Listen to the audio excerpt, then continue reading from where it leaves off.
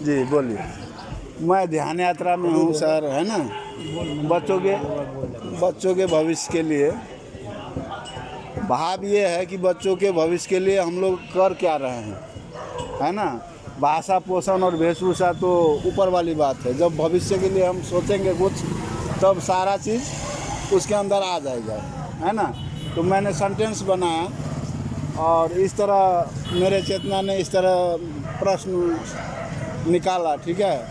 तो मैं ये सब से ये प्रश्न करना चाहता हूँ कि आखिरी में जिम्मेदार अच्छे के लिए, अच्छे भविष्य के लिए जिम्मेदार कौन है? माता पिता को बनाएंगे या समाज को बनाएंगे या राष्ट्र को बनाएंगे?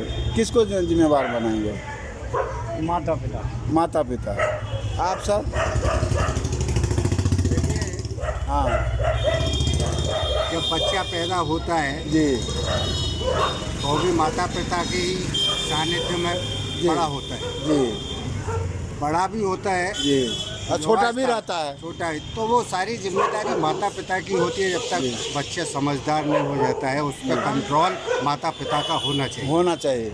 फिर माता पिता कंट्रोल नहीं कर पा रहे हैं। माता पिता को टाइम ही नहीं है ना, संस्कार नहीं दे रहे हैं। टाइम ही नहीं है, संस्कार संस्कार नहीं दे उनमें रहा। खुद नहीं है लेने का। जी वो आज तक कभी मंदिर गुरुद्वारे गए नहीं गए तो उन्होंने ध्यान नहीं दिया कि महाराज जी क्या बोल रहे हैं। अच्छा, हाँ हमारे महाराज जी सब तो बताते हैं कि बच्चों को इस तरह रखना तो चाहिए, उसमें से ऐसे करना चाहिए, मगर माता पिता वहाँ जाकर सुनता नहीं, नहीं ध्यान देता नहीं। वो वहाँ सुना वहीं की वहीं वहीं उसको छोड़ आते हैं। भूल गया। तो वही जी बातें बच्चे सीखते हैं। सीखते तो हैं। इसलिए उनको आधार नहीं मिल रहा है। जी। जिस दिन आधार मिलने लगेगा उस दिन हाँ। बच्चे अपने आप ही हाँ सक्षम हो ये जाएंगे। चेतना जो आपने लिखा है ना, ये चेतना को दिशा मिल जाएगा। जी जी, चेतना।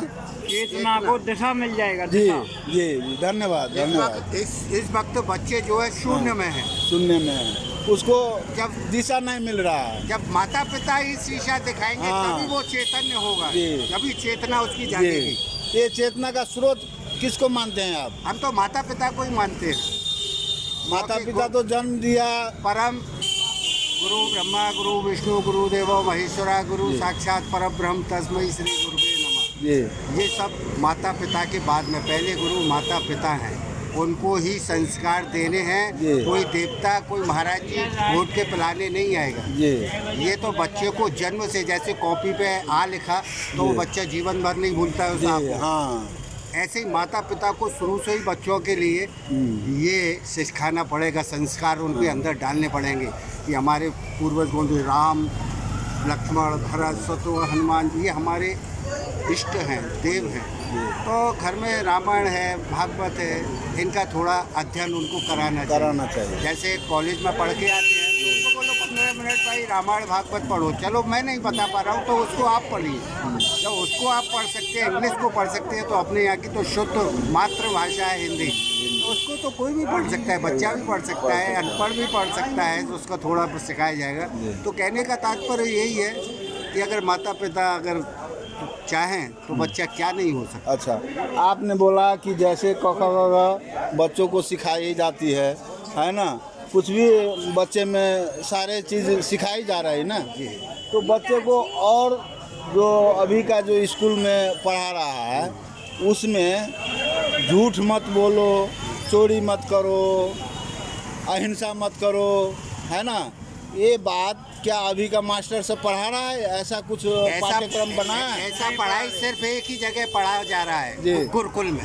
गुरुकुल में, कॉलेज स्कूल में नहीं पढ़ाया जा रहा, गुरुकुलों में पढ़ाया जा रहा है। जी वहाँ आपको ऐसा मिल सकता है। जी जो गुरुकुल की पढ़ाई है जी वो आपको, क्योंकि वहाँ बच्चा बचपन से ही जाता है और युवावस्था सभी तभी निकलता है वहाँ तब वो उसको भागवत बन के निकलता है पीढ़ियाँ वहाँ और आज की पीढ़ियाँ और गुरुकुल को 2-5% जानती हैं गुरुकुल नाम को। नहीं तो भूल गया। 95% तो सब इसको यूनिवर्सिटी। जी जी अगर बच्चे को कुछ बनाना है तो गुरुकुल में दाखिल कर। आज के युग में एकदम सही आज बात। के युग में बच्चे को ना स्कूल में भेजें, सत्यानाश।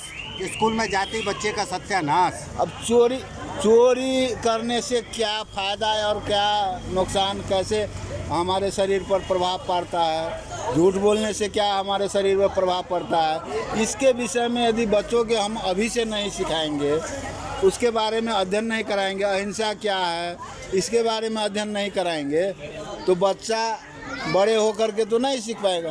मैंने बोला ना, बच्चा को तो बच्चे से ही सिखाना पड़ेगा। बिल्कुल बिल्कुल। तो ऐसे ये पाठ्यक्रम बनना चाहिए कि नहीं बनना यस, चाहिए? बिल्कुल बिल्कुल बनना चाहिए। मैं इसी को उजागर करने के लिए आप लोगों के समक्ष चल रहा हूँ। ठीक है सर, बहुत बहुत धन्यवाद है हाँ। आपके लिए, आप जैसे महापुरुष के लिए कि आप दूसरों के हित के लिए अपना श्रम का परिश्रम करके ये प्रचार कर रहे हैं।